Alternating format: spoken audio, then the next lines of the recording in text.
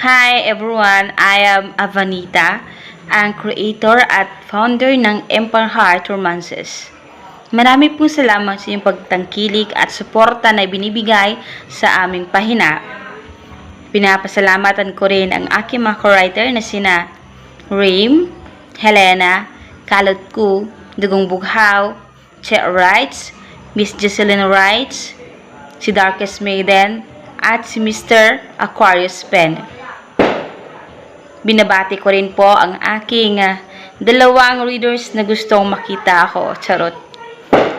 Hello kina Miss Mia Jade LM Abelio, Kimberly Ichopas Francisco. Hi po sa inyong dalawa. Ngayon po ay nakita ninyo ako. Ganito po ako. Hindi po kagandahan. Charot. Merry Christmas everyone.